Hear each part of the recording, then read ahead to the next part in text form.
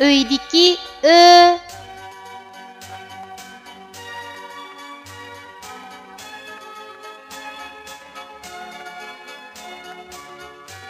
Bu harfning talaffuz qilinishi mundaq. Ö.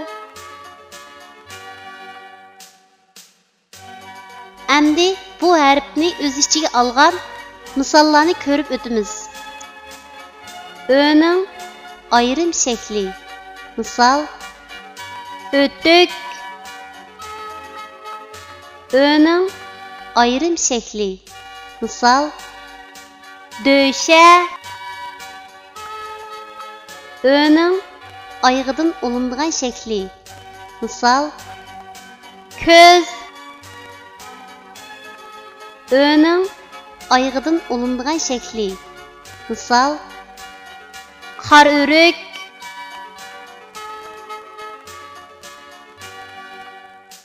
Tuanda biz rasmga birlashtirib, yuqorida o'rganib o'tgan harfning to'g'ri yozilish tartibini mashq qilib o'tamiz.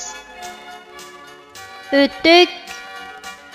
Ö harfining ayrim shaklining yozilish tartibi.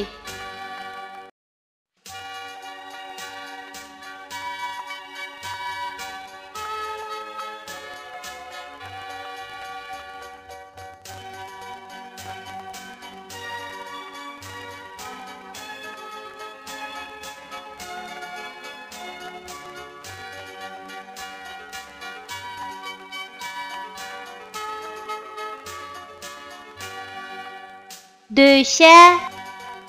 Ö harfining ayrim shaklining yozilish tartibi.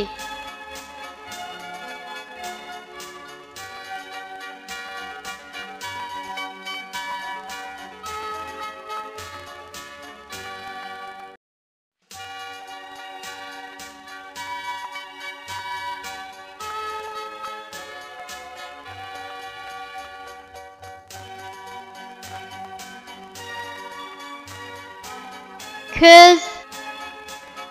Ö harfining oyog'idan olinib keladigan shaklning yozilish tartibi.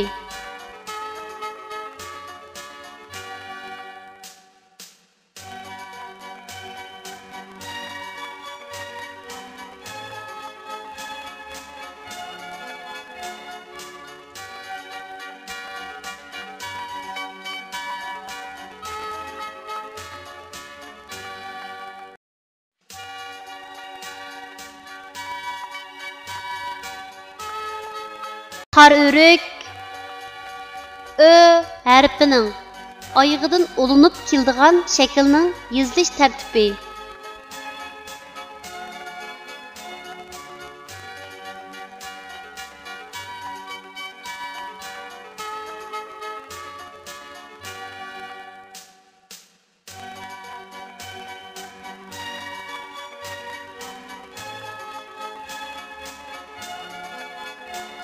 Kichik do'stlar, tuandagi so'zlarni menga ayishib o'qinglar. To't. O't. O'z. So'z. O'tna. O'tna. Bo'ra.